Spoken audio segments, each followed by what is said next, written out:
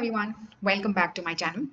This video, we will be discussing Annexure A 5.1 in detail. We'll understand what is Annexure 5.1, its purpose, and the complete guidance as to how you can implement Annexure 5.1. So let's get started.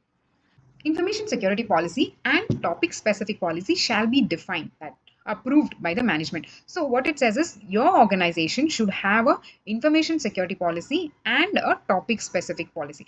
What is the difference? Information security policy will be a generic policy for the entire organization. For example, it will say the organization will ensure that the confidentiality, integrity, and the availability of the data processed will be maintained, or we will have proper user roles and responsibility defined. So this is a very high level policy. Okay, but now if it is coming to topic specific, then the network team or the or maybe the identity and access management team will say, okay, they will have a password policy. In that password policy, they will say we should have 16 characters. The password length should be 16 characters. We should have alphanumeric. We should have the password should expire every 45 days or 60 days, whatever the company agrees to. Passwords, which is recent 5 password, should not be reused. So this becomes the very specific to one particular topic, right? Then this becomes topic specific policy. In this way, you can have your network policy. You can have a HR policy. Department specific policy, I can say, will be a topic specific. The information security policy and topic specific policy shall be defined. So you have to document your policy. Defining your policy is not enough. It has to be approved by your management. Until and unless it has been approved by your management, your policy will hold no good. So it's important for you to get your policy approved by the management. After it has been approved, it has to be published. Depends on the organization. Some organizations publish all their policies in their internal websites. Some do it on the SharePoint. Some send it over the email. Whatever means that your organization is using, that is okay, as long as it is getting published and it is being communicated. So once you publish your policy, it has to be communicated. For example, you have implemented a POSH policy in your organization. How will they come to know? So it is very important for you to communicate. Some organizations send it over the email, some post it on the website, and after, or sometimes some organization even put all these policies under the training module. And they say, okay, please finish the training. And after training, you have to acknowledge, saying, okay, yes, I have completed the training. Acknowledged by relevant personnel and relevant interested parties. Who are these interested parties? They can be your business partners. They can be your vendors. They can be your employees. Whoever is relevant with your organization should read this policy, and your policy should be reviewed. So writing the policy and then getting the acknowledgement from all the interested parties and all the employees and all the persons saying, okay, they have read the policy, you have communicated to them also. Once you draft a policy, your company information security manager or your managers should say, okay, we are going to review this policy every 6 months or every 1 year.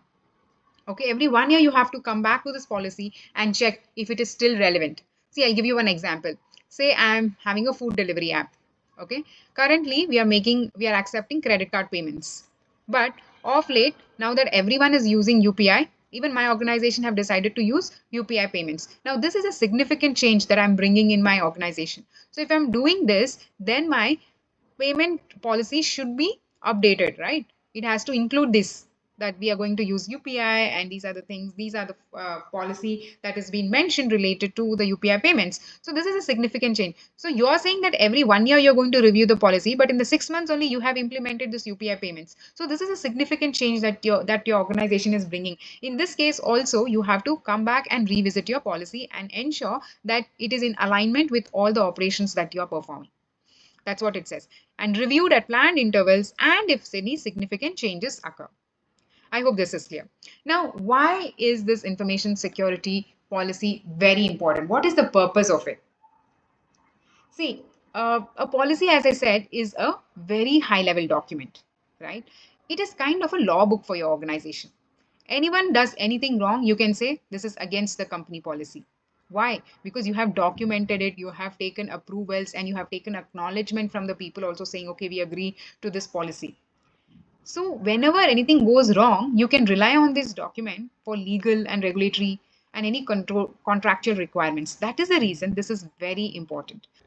Let's understand now, how do you implement this information security policy? At the highest level, the organization should define the information security policy. So at the highest level, the CEO level, the organization should define the information security policy.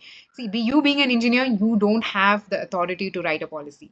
I'm being a lead or I'm being a manager, I don't have the authority to write a policy. A policy will be written from a very high level manager. If he's not writing the policy, if someone else is also writing, he will come to the picture and he's going to review it, and only after he gives a final confirmation, only then the policy will be published. Guidance. This gives you the instructions of how exactly you can implement the information security policy. At the highest level, the organization should define the information security policy. The policy should be defined by the highest level. It can be the CEO or the CISO. If I'm an employee of an organization and I'm working as an engineer or as a manager, do you think I can define the policy? Definitely not. The highest level in the organization will define the information security policy, which is then approved by the top management. Say if the CISO is defining the policy, this has to be approved by the CIO or the CEO, whoever, which sets out the organization approach to managing its information security. This policy will actually set out the approach of how our company is going to manage our information security. This will be a very high level document. The information security policy should take into consideration requirements derived from. You define your information security policy. How will you say, okay, these are the things that are going to be in my company? A food delivery app or aviation industry, or if it is a pharmaceutical industry, the policies will vary slightly. At a high level, it will be same, but when it comes to topic specific or at a very high level also, sometimes there will be slight modifications or slight difference in the policy. So how do you know that, okay, for this organization, for my organization, this kind of policy is going to be suitable? Based on the requirements which are derived from your business strategy and requirement. What kind of business your company is into? Regulations, legislation, and contracts. So do you have, so if you're working in, say, a medical organization, you have to be HIPAA compliant. So that is a regulation that you have to follow, right? The regulations, the legislations, and if you're having any contractual bonds with the vendor. So based on these factors, you're going to define your policy. The current and projected information risks and threats. So based on the risks and also based on the threats, your information security should be derived from. Like if I'm using payment card gateways, then I know what are the risks. Fraudulent activity is one of the risks. So based on this risk also, I have to define my policy. I have to make sure that we have to have data secure in transit and in rest. The information security policy should contain statements concerned in definition of information security. What exactly is the definition of information security? It means that the confidentiality, integrity, and the availability of the information will be secured, right? According to your organization, the definition will be defined. The information security objectives. What are the objectives of your organization, or the framework for setting the information security objectives? How exactly are you going to set the objectives for your information security? Principles to guide all activities related to information security. What are the principles that you're going to follow? Commitment to satisfy the applicable requirements related to information security. The commitment that yes, we are going to satisfy all the requirement related to information security, because the moment you define a policy and you get it approved, that itself means that you're committing to abide by the policy that you have documented. Commitment to continual improvement of the information security management system, that continuously you will keep improving the security of your organization.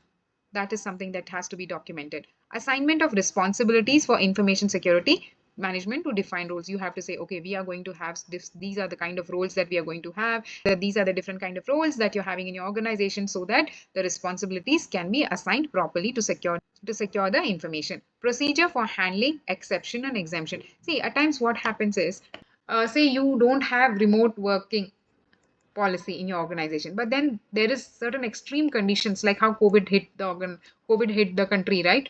At that time, what happened? Everyone moved to remote working. So at that point of time, you're going to have an exception. Okay, during these extreme conditions, we are going to do work from home. So that should also be mentioned in your policy. That policy. Or at times you will exempt. Like some teams cannot be given work from home at all. Okay, for example, the laboratory guys. Okay, you cannot give them work from home because they have to come and do the test in the lab itself if you're dealing with a medical pharmaceutical company, right? So those are exemptions. So for this team you cannot give work from home at all. If you're having a work from home option policy in your organization, and then certain teams can be exempted, so at that point of time that has to be mentioned in your policy. So exception and exemption should also be documented in the policy.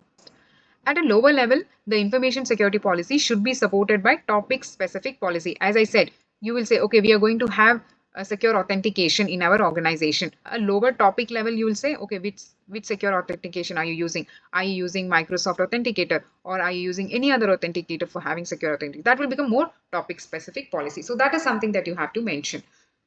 At a lower level, the information security policy should be supported by a topic-specific policy as needed to further mandate the implementation of information security control. See, you will not get into the technicalities of it, saying, okay, which are the exact tools you're going to use, but you can just say, okay, at a very high level, you can say that, fine, we are going to have an authentication tool for having a multi-factor authentication, and this is the tool that you're using, but you'll not define, okay, what are the steps that you're going to follow to implement it. That much of detail is not required in a policy. That much of detail will be required in a process document or an SOP.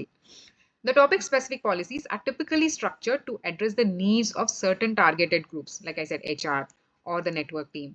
To certain specific targeted groups, these topic specific policies will be addressing within the organization or to cover certain security areas. So that is where the topic specific policies will be utilized. Topic specific policies should be aligned with and complementary to the information security policy of the organization. I hope this is very clear. Topic specific policy that we can have access control, we can have physical and environmental security, you can have asset management policy, you can have how you're going to transfer the information in your organization. Are you using any physical transfer, or are you going to have any cloud transfer? What are the methods that you will use? So that can be one policy. Secure configuration and handling of user endpoints, network security can be one policy. Incident management can be one policy. Backup and retention, cryptography and key management, information classification and handling, management of technical vulnerabilities, secure development for SDLC. For the software developers, you can have a secure development policy. These are some of the examples of the topic specific policy. The responsibility for the development, review and approval of the topic policy should be allocated to relevant personnel based on their appropriate level. Say I am in a network team, and if you ask me to develop a IAM policy, incident management policy, do you think I can do it? No, right? So it says that the responsibility for the development, review and approval, he should develop, he should review and he should approve the topic specific policy. You should give these topic specific policy only to the person who is knowledgeable, only to the relevant person based on their appropriate level of authority. So a network manager can make a topic specific policy, but when he makes it, he should again get its approval from the top management. And technical competency. So based on his approval level of authority and his technical knowledge, he will be preparing the topic specific policy. So this person should have good technical knowledge, he should have the right competence, and also he should have the right level of authority. A L1 engineer cannot define a policy. The review should include assessing opportunities for improvement of the organization information security policy and topic specific policy. Now remember, I told you about the policy review. You do it every 6 months or every 1 year. So it says that, why do we do this review? We do this review because we need to check, we need to assess if there is any opportunity for the improvement. Do we really need to make any changes or improve our information security policy or the topic specific policy, so that we can manage the information security policy well, and managing information security in response to the changes too. So then they've given some examples of any changes that will call in for the review of your information security policy. What are those? If there's any change in the organization business strategy, if there is any change in the technical environment. Remember, I told you, like right now we are using credit card payments, but if we switch to UPI, then that is a technical change, right? Technical environment change. Or maybe we were having on-prem and now we move to cloud. So that time we'll have to define our cloud policies, cloud security policy, right? So if there's any technical change, so response to changes to the organization technical environment, regulations. What in tomorrow the government comes up with a new regulation or statutes or legislation, or if you're having a new contract with a new vendor, even this calls in for the review of your policy. Information security risk. Tomorrow if you come to know that there's a new vulnerability and there is some zero-day attack or some 0-day vulnerability that you have identified. Now, is your policy in alignment with these kind of risks? So whenever you want to do a review, you should also consider this as a parameter. The current and projected information security threat environment. So what is your threat environment for now? And in future, if you make any changes, what will be a projected threat environment? So based on that, also you have to make sure your policy is covering all these aspects. Information security policy or any topic specific policy is distributed outside the organization. So at times what happens is when you have contract with your vendors, or you're having two companies are coming together to perform a task, at that time we will exchange our policy. So when you're exchanging your topic specific policy or your information security policy, make sure that no confidential information is being disclosed. That is what it says. The information security policy or a topic specific policy is distributed outside the organization. Care should be taken not to improperly disclose confidential information.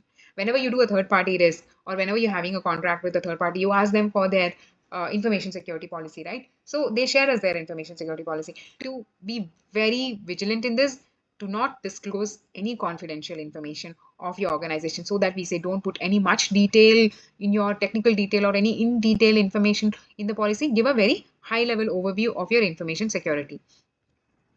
Review of information security policy and topic specific policy should take the results of management reviews and audits into account. So whenever an audit is happening, you will get some findings. Okay. Or whenever a management is sitting and reviewing your policy or doing a risk assessment, they will come up with some of the findings. So when you do the review of your information security policy, you should consider these factors: the audit results and your management review. All this will become a input for your information security policy review.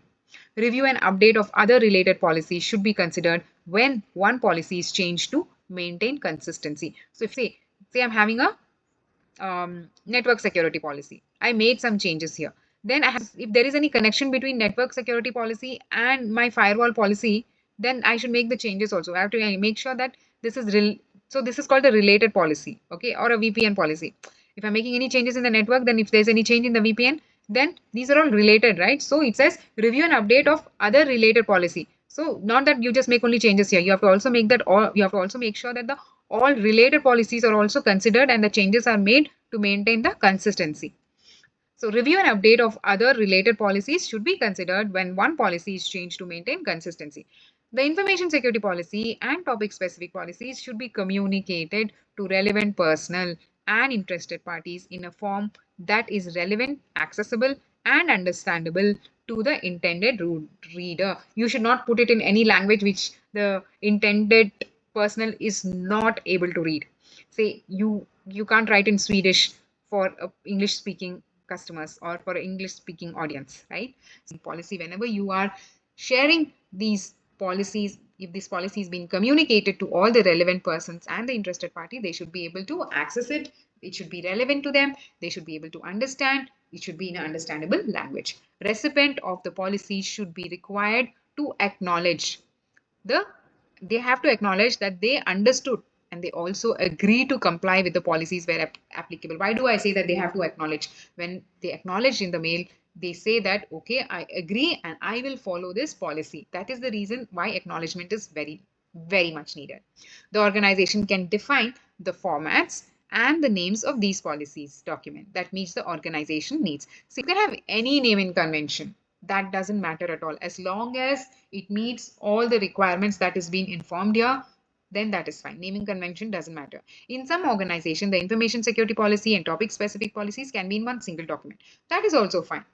They can have topic specific and they can have a single, the main policy in one document itself. If you want to do it, do it. But why do we say to segregate it? Because sometimes, it is easy to share the document with those relevant parties. On if you want only that much of information to be shared, then if you have separate document, that works. But if you don't want to have, you want to have everything in one document, that is also absolutely fine with ISO. It's not very specific of having separate document for separate policy, not required at all.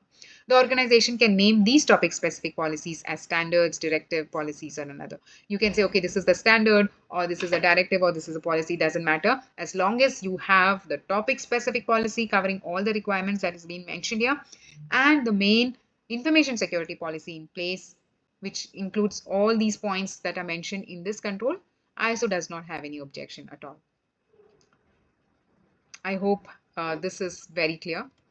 This is all about uh, Annexure Control 5.1. In my next video, we will study about Annexure 5.2. If you have any doubts understanding Annexure 5.1, please drop in a comment and I will respond to your queries. Thank you for watching and see you in the next video. Bye-bye.